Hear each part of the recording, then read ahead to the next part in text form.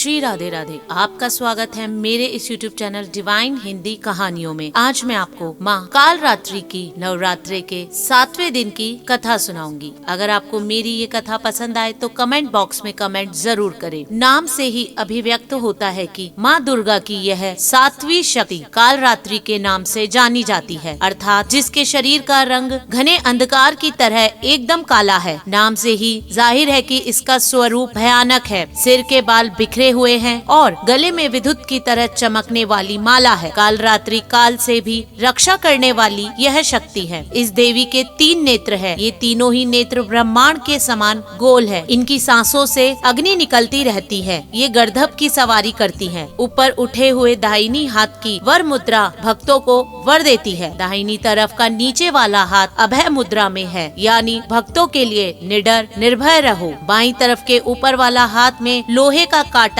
तथा नीचे वाले हाथ में खड़ग है। इसका स्वरूप भले ही भयंकर हो, लेकिन ये सदैव शुभ फल देने वाली माँ है, इसलिए ये शुभकारी कहलाई, अर्थात इसमें भक्तों को किसी भी प्रकार से भयभीत या आतंकित होने की कतई आवश्यकता नहीं है। उनके साक्षात्कार से भक्त पुण्य का भागी बनता है। काल रात्रि की उपासना करने से ब्रह्मांड की सारी सिद्धियों के दरवाजे खुलने लगते हैं और तमाम अनसुनी शक्तियों से भी उनका उच्चारण से ही भयभीत होकर दूर भागने लगती है। इसलिए दानव, दैत्य, राक्षस और भूत प्रेत उनके स्मरण से ही भाग जाते हैं। ये ग्रहों की बाधा को भी दूर करती है और अग्नि, जल, जंतु, शत्रु और रात्रि भय दूर हो जाते हैं। इसकी कृपा से भक्त हर तरह से भय से मुक्त हो जाते हैं। कथा के अनुसार दैत्य शुंभ, निशुंभ और रक्तबीज ने तीनों लोकों में हाहाकार मचा दिया था। इससे चर्चित होकर सभी दैत्यगण शिव जी के पास गए। शिव जी ने ही देवी पार्वती से राक्षसों का वध कर अपने भक्तों की रक्षा करने को कहा। शिव जी के इस बात को मानकर पार्वती जी ने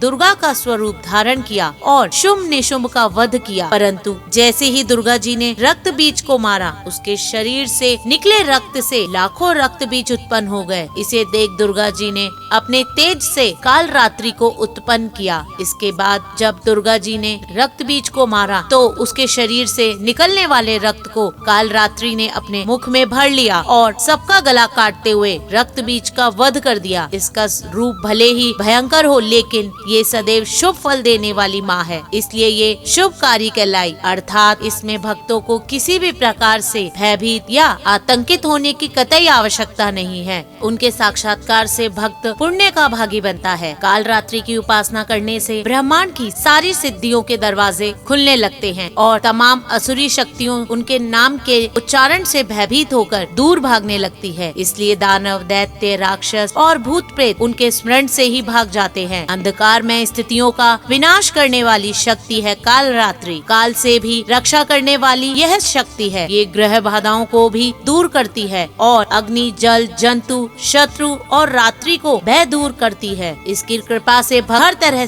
के भय से मुक्त हो जाते हैं। धन्यवाद। अगर आपको मेरा ये चैनल पसंद आए तो मेरे इस चैनल को लाइक, सब्सक्राइब तथा शेयर करना ना भूले। श्री राधे राधे।